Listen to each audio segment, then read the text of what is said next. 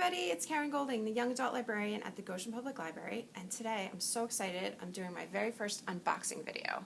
So I just got this box in delivery today, and it's full of brand new books for my shelves. And since you guys can't come into the building right now, and so you won't be able to see what's new on our shelves, I thought I would share my box with you so you can see what we're getting. You can, if you see a book you really want to read, you can give me a call, you can put it on hold on the computer, or you can send me an email and I will hold it for you. We'll set up an appointment, you can come in and pick it up. All right, let's see what we got. First book is called We Are the Wildcats by Siobhan Vivian. See that? Looks kind of like a friendship story maybe. It's a bunch of girls on the front of the book. Let's see what it's about. In 24 hours, the Wildcats varsity field hockey squad will play the first game of their new season. Though only a scrimmage, they'll face the team who beat them at states last year, so losing isn't an option. But that's tomorrow. Tonight is the team sleepover. Coach wants them in bed by 10, but at midnight the girls sneak out to hold their own initiation ceremony. It's a beloved tradition that Coach has tacitly permitted the girls to control until now. Coach spins them off to a new adventure, one that takes the girls deep into the night. They pull the craziest stunts, the wildest pranks, and their hearts beat faster than ever, all to prove how far they're willing to go for the team. All right, so this sounds like a friendship story. It's team building kind of thing, probably realistic fiction. So if you like that, you might want to give this one a try. Let's see what's next. Next book we've got is called Girls Save the World in this one. It's by Ash Parsons. These girls look like they are ready to fight a battle. Let's see what kind of battle they've got. Will you survive ZombieCon? All right, so this is a zombie book. So if you like zombie books or fantasy, supernatural kind of stuff, this is probably the book for you. Mega fan June Blue's whole life has been leading up to this moment, ZombieCon. The ultimate in undead entertainment has finally come to her hometown. She and her two best friends plan on hitting all the panels and photo ops and meeting the heartthrob lead of their favorite zombie apocalypse show, Human Wasteland. It's going to be the best time of their lives. Alright, so they're going to ZombieCon, and lo and behold, something is not quite right at the con. There are strange people in hazmat suits running around, enthusiastic cosplayers taking their shambling a little too far, and someone actually biting a cast member. Then, at a panel gone wrong, June and her friends discover the truth. The zombie apocalypse is here. Now June, Amani, and Siggy must do whatever it takes to survive a horde of actual flesh-eating zombies and save the world. All right, so if you like zombie stories, and again, sounds like a friendship story and a zombie story all wrapped up in one, this is the book for you. All right, let's see what else we've got. Okay, the next book I have is called The Perfect Escape by Suzanne Park. So I'm going to guess this is probably along the romance lines. Got a girl and a boy on the front. Let's see what the back says. One guy, one girl, one weekend-long survivalist competition. What could go wrong? Nate Jae-woo Kim wants to be rich. When one of his classmates offers Nate a ridiculous amount of money to commit grade fraud, he knows that taking the windfall would help support his prideful Korean family, but is compromising his integrity worth it? Kate Anderson wants a fresh start, away from her controlling father. She fantasizes about escaping to New York where she can pursue her dreams. But how can Kate get there when she can't even buy dinner without his approval? Worlds collide when Nate and Kate meet at a zombie-themed escape room where they both work. More zombies. As sparks fly, fate steps in. A local tech company is hosting a weekend-long survivalist competition with a huge cash prize that could solve all their problems. The real challenge, making it through the weekend with their hearts intact. So this is a romance. Looks like it has a little bit of zombie stuff in it, but probably not real zombies like the last one. So if you want a light romance for summer, you might want to check this one out. Okay, let's see what's next. All right, this one is called You Two, and it is a collection of short stories. 25 voices share their Me Too stories. So this is full of some Me Too stories, a little bit of feminist stories for you today. A timely and heartfelt collection of essays inspired by the Me Too movement. edited by acclaimed author Janet Gertler, featuring Beth Revis, Mackenzie Lee, Ellen Hopkins, Sandra Mitchell, Jennifer Brown, Cheryl Rainfield, and many more. So these are short stories written by, looks like mostly female authors. I don't know if there's any male authors in this one or not, but they are all stories geared around the Me Too movement, which of course is about harassment. So if you want to take a break from light romance and you want a little serious in this summer, you might want to try this one. Okay. All right, let's see what's next. Next we've got Sword in the Stars by Amy Rose Capetta and Corey McCarthy. This is the second book in a series. The first book was called Once and Future, and it is a takeoff on the King Arthur legend. In the first book, we found out that King Arthur had been reincarnated as a girl. So if you've read the first one, I know you're looking forward to the second one, so we've got it right now. If you haven't read the first one, you definitely want to read the first one before you read Sword in the Stars. So I'm going to leave it at that. We do have the first one here, so if you want it, you can request that. Next book is Moment of Truth by Casey West. I know a lot of you are fans of Casey West. She is one of our more popular romance authors. So this is another romance. It says, let's see. At 16, Hadley Moore knows exactly who she is. A swimmer who will earn a scholarship to college. Totally worth all the hard work, even if her aching shoulders don't agree. So when a guy dressed as Hollywood's latest action hero, Heath Hall, crashes her swim meet, she isn't amused. Instead, she's determined to make sure he doesn't bother her again. Only she's not sure exactly who he is.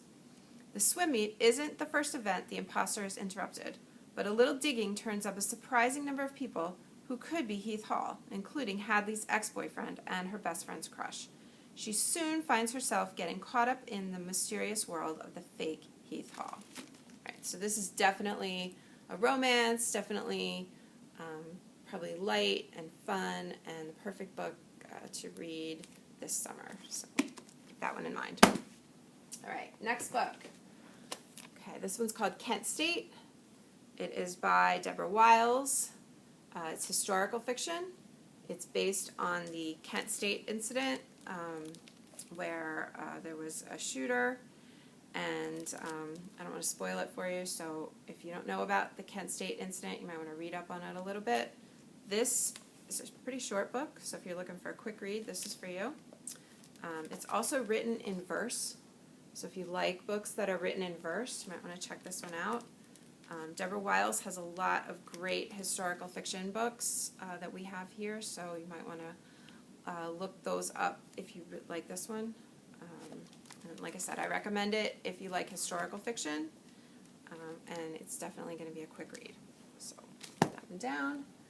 We have next. Next we have the next installment of the My Hero Academia series. So this will be for you guys who are into this series. It's a graphic novel, and this is number 24. So if you haven't started reading My Hero Academia, you might want to start with number 1, but now we have number 24. So if you like the series, we've got the next one. All right. Next book in my box is called The Lightness of Hands by Jeff Garvin. What this is about. 16-year-old Ellie Dante is desperate for something in her life to finally go right. Her father was a famous stage magician until he attempted an epic illusion on live TV and failed. Now Ellie lives with her dad in a beat-up RV, attending high school online and performing with him at birthday parties and bars across the Midwest to make ends meet. But when the gigs dry up, their insurance lapses, leaving Dad's heart condition unchecked and forcing Ellie to battle her bipolar II disorder without medication. Then Ellie receives a call from a famous magic duo who offer $15,000 and a shot at redemption. They want her father to perform the illusion that wrecked his career on live TV. That sounds like a risk. Ellie knows her dad will refuse, but she takes the deal anyway, then lies to persuade him to head west. With the help of her online-only best friend and an unusual guy they team up with along the way, Ellie makes a plan to stage his comeback. But when her lie is exposed, she'll have to confront her illness and her choices head on to save her father and herself. So, realistic fiction, kind of a road trip. It's got some mental health issues in it, so this one has probably got a little more seriousness to it than the romances we looked at earlier. So, if that's interesting to you, check this one out. Let's see what's next. Time of Our Lives by Emily Wibberley. Okay, so it looks like another romance. Got a guy and a girl on the cover. Let's see, it says a boy desperate to hold on, a girl ready to let go. So maybe not quite a romance. Fitz Holton has made up his mind. He'll attend college close to home and care for his single mom while she battles early onset Alzheimer's. Spending 10 days touring out-of-state colleges is wildly unnecessary, not to mention a colossal waste of time. If it were anyone but his mother asking, he would stay home over winter break. Juniper Ramirez is counting down the days until she can leave her crowded home with 5 younger siblings and 0 privacy. Against the wishes of her tight-knit family, Juniper plans her own college tour with one goal in mind: get out. When Fitz and Juniper cross paths on their first stop in Boston, they're at odds from the moment they meet. But finding each other might just be the first step toward finding themselves, and a love that carries them out of the past and into a wide-open future. Okay, so this is definitely a romance. It sounds like each character is dealing with their own issues. Juniper wants to get out. Fitz wants to stay home. I'm betting that they will come to some sort of compromise in the middle, but check this one out. All right, next we have The Betrothed by Kiera Cass, which is the latest book from the world of The Selection. So if you like the Selection series, this is the newest one. I do not think it is actually a part of that series. I think it is just set in that same world. So let's see. The young king of Koroa has never been the type to settle down. That is, until he meets Hollis Bright. Hollis has grown up in the Koreskin castle among the other daughters of nobility who hoped beyond hope that they'd catch the king's eye. So when King Jameson declares his love for her, Hollis is shocked and thrilled. But she soon realizes that along with the extravagant presence and fawning attention, this new life brings outsized expectations. Expectations that make her wonder if she's really cut out for life as a royal. So if you really liked the Selection series, I'm guessing you'll probably really like this one. It's a beautiful cover, and it sounds like it's very similar. So keep this one in mind. All right, next we have Rules for Being a Girl by Candace Bushnell and Katie Cantugno. And let's see, this one looks, I guess like realistic fiction. Let's see. It starts early. You'll learn the rules for being a girl. Martin has always been good at navigating these unspoken guidelines. A star student and editor of the school paper, she dreams of getting into Brown University. Oh, it's Marin, I'm sorry. Marin's future seems bright, and her young, charismatic English teacher, Mr. Beckett, is always quick to admire her writing and talk books with her. But when Bex takes things too far and comes on to Marin, she's shocked and mortified. Had she somehow led him on? Was it her fault? When Marin works up the courage to tell the administration what happened, no one believes her. She's forced to face Bex in class every day, except now he has an axe to grind. Okay, so this one is definitely realistic fiction, and it sounds a little similar to the book I showed you earlier about the Me Too stories. This one's fiction, but it sounds really interesting about a girl who's trying to make sure her voice is heard. Okay, let's see what we have next. What I Like About Me by Jenna Guillaume. It's a pretty yellow cover. Let's see. The last thing 16-year-old Maisie Martin thought she'd be doing on vacation is entering a beauty pageant. Not when she spent most of her life hiding her body from everyone. Not when her dad is AWOL and her gorgeous older sister has returned to rock Maisie's shaky confidence, and her best friend starts going out with the boy she's always loved. But Maisie's got something to prove, as she writes down all the ways this vacation is going from bad to worse in her school assignment journal. What starts out as a homework torture device might just end up being an account of how Maisie didn't let anything or anyone hold her back. All right, so Maisie is entering a beauty pageant, and if any of you have ever thought about doing that, you might want to check this book out. It also sounds like she's finding out more about herself and gaining some confidence. So, let's see what else we have in here. Okay, this one is called All Your Twisted Secrets, and it's by Diana Urban. And this definitely looks like it could be a thriller. So if you're looking for a mystery or a thriller, you might want to try this one. Welcome to dinner. And again, congratulations on being selected. Now you must do the selecting. What did the queen bee, star athlete, valedictorian, stoner, loner, and music geek all have in common? They were all invited to a scholarship dinner only to discover it's a trap. Someone has locked them in a room with a bomb, a syringe filled with poison, and a note saying they have an hour to pick someone to die, or else everyone dies. Okay, definitely a thriller. Sounds kind of like The Breakfast Club meets, I don't know, thriller, scary dinner, party kind of thing. So this definitely looks like the right book to choose if you're looking for something to keep you up all night, maybe. All right. Let's try the next one. Oh, the next one's called Golden Arm by Carl Duker.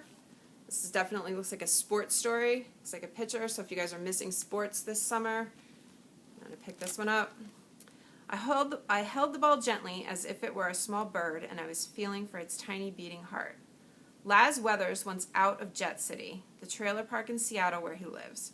When he gets an offer to move in with a host family and pitch for a high-profile high school baseball team, he knows it's his last chance to impress Major League Scouts and start down the road to becoming a league player.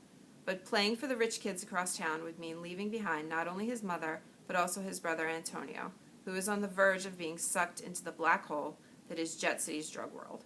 How can Laz choose between being the star pitcher he's always dreamed of becoming and the team player his family needs?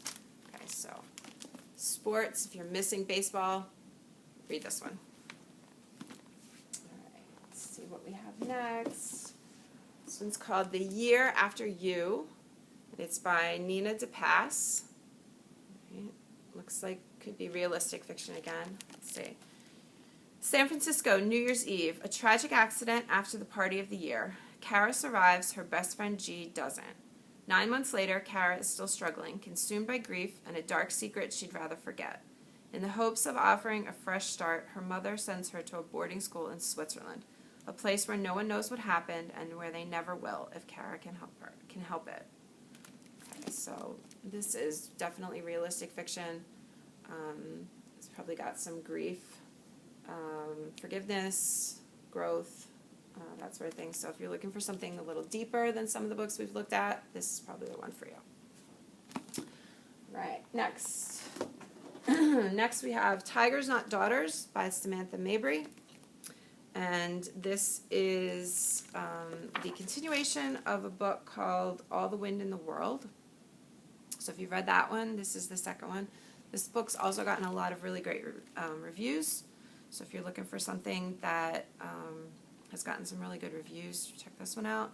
The first time Anna Torres comes back as a ghost, her sisters weren't there. A year later, Jessica, Viridian, and Rosa, still consumed by grief and haunted by Anna's memory, start noticing strange things around the house. Laughter without a voice, shadows cast by nothing, writing on the walls. None of them have seen Anna, but they know she's trying to send them a message. Or maybe this is a warning. Okay, so this is a bit of a ghost story, and like I said, it's the second book after All the Wind in the World, so you might want to read that one first so you know the characters a little better. All right, getting to the bottom of our box. Let's see what else we've got. Frozen Beauty by Lexa Hillier. This looks like it might have a little bit of supernatural element. She looks like she could be a ghost, but let's see. Before, everyone out in Devil's Lake, Michigan knows the three Malloy sisters.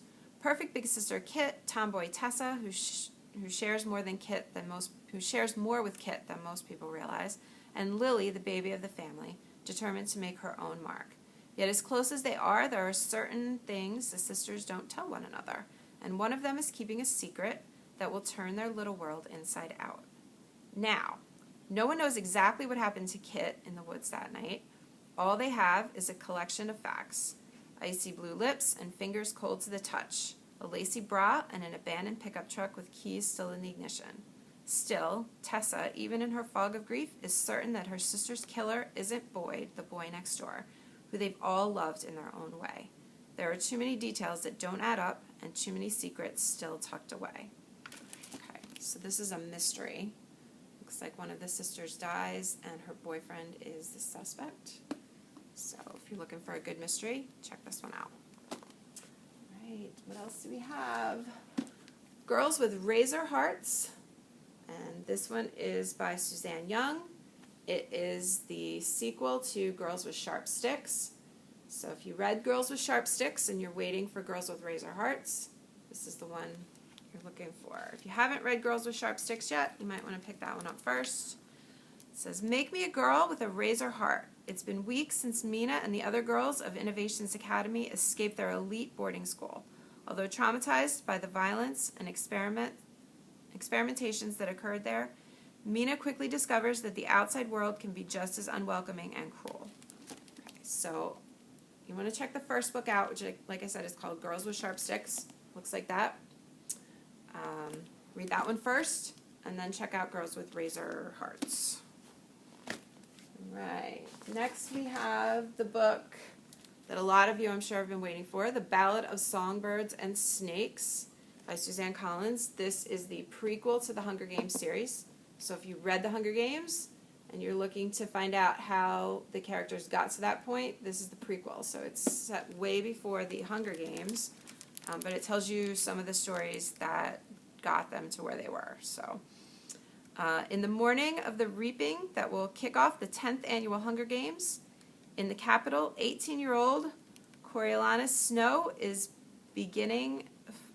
preparing for his one shot at glory as a mentor in the games. The once mighty house of Snow has fallen on hard times, its fate hanging on the slender chance that Snow will be able to outcharm, outwit, and outmaneuver his fellow students to mentor the winning tribute. The odds are against him. He's been given the humiliating assignment of mentoring the female tribute from District 12, the lowest of the low. Their fates are now completely intertwined. Okay, so, like I said, this is set way before the Hunger Games series, but if you like that series, you're really going to want to pick this one up because it gives a lot of the backstory as to how the country got to where it is in the Hunger Games. So check that one out. All right, we're getting to the bottom. The next book is called The Light in Hidden Places by Sharon Cameron. This is historical fiction set during World War II.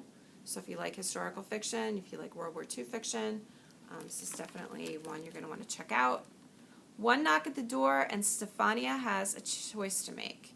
It's 1943, and for 4 years, 16-year-old Stefania has been working for the Diamant family in their grocery store in Poland, singing her way into their lives and hearts. She has even made a promise to one of their sons, Izio, a betrothal that they must keep secret since Stefania is Catholic and the Diamants are Jewish. But everything changes when the German army invades. The Diamants are forced into the ghetto, and Stefania is alone in an occupied city, the only person left to care for Helena, her 6-year-old sister. And then comes the knock at the door. Izio's brother Max has jumped from a train headed to a concentration camp. Stefania and Helena make the extraordinary decision to hide Max and eventually 12 more Jews. Then they must wait every day for the next knock at the door, the one that will mean death. Okay, so this is a World War II book, Holocaust. It sounds like it's got some excitement in it. If you like historical fiction and you like reading about the World War II era, this is the one for you. All right. Let's see what we've got next. This one is called Clap When You Land. It's by Elizabeth Acevedo, who her book The Poet X won the Prince Award last year, so she's a really great author. Let's see, Clap When You Land. Camino Rios lives for the summers when her father visits her in the Dominican Republic. But this year, on the day when his plane is supposed to land, Camino arrives at the airport to see crowds of crying people. In New York City, Yahaira Rios is called to the principal's office where her mother is waiting to tell her that her father, her hero, has died in a plane crash. Separated by distance and Poppy's secrets, the two girls are forced to face a new reality, in which their father is dead and their lives are forever altered. And then, when it seems like they've lost everything, they learn of each other. Poppy's death uncovers all the painful truths he kept hidden and the love he divided across the ocean. And now Yahaira and Camino are both left to grapple with what a new sister means to them and what it will take to keep their dreams alive. Okay. So this is a novel in verse, like Kent State that we looked at earlier. If you read The Poet X, you might want to try this one because, like I said, Elizabeth Acevedo is an awesome author, and I think you'll like this one. This is going to be realistic fiction, and like I said, check it out. All right, let's see, we've got just 2 more books left. This is called The Dark Matter of Mona Starr. It is a graphic novel.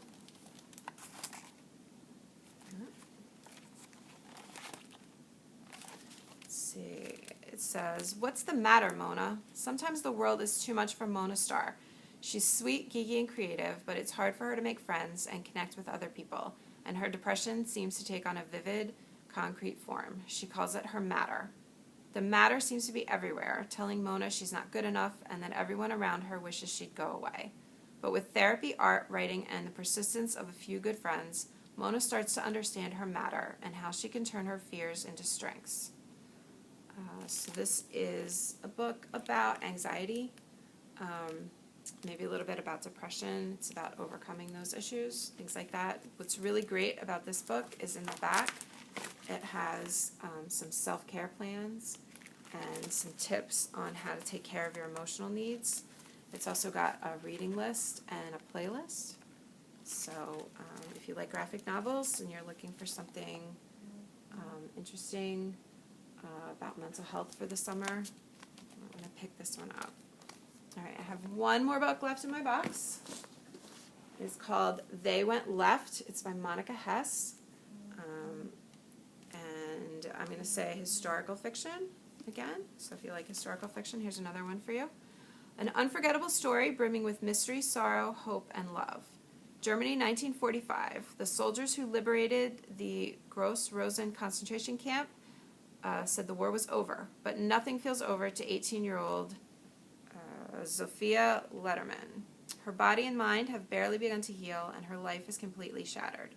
3 years ago, she and her younger brother, Abek, were the only members of their family to be sent to the right, away from the gas chambers of the Auschwitz-Birkenau. Everyone else, her parents, grandmother, Rady, and Aunt Ma, they went left. Sophia's last words to her brother were a promise.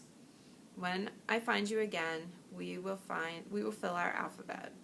Now her journey to fulfill that vow takes her through Poland and Germany and into a displaced persons camp where everyone she meets is trying to piece together a future from a painful past. Okay, so this is about a girl and her brother who were separated from their family in a concentration camp, and now it's after the war is over and they're trying to find each other again so they can put their family back together, at least the part that's left. So another World War II book, another Holocaust book, a little different than the first one we talked about. This one's set after the war is over, which is kind of a time period where not a lot of books take place. So if you're looking for something a little different about World War II, this is a good one for you. All right. So those are all of the new books that I've gotten so far. The next box that I get, I'll do another video so you can see what else we have in store for you. Like I said, if any of these books look interesting to you and you want to check them out, give me a call at the library, 294-6606. Send me an email, Karen@goshenpubliclibrary.org, or look them up in the catalog and place a hold. Once you place the hold, either by phone, email, or on the computer, someone will give you a call and we'll set up a time for you to come in and pick up your books. And hopefully soon we'll be able to have you guys back in the building, but until then, I will continue to let you know what is new on our shelves. So, see you later.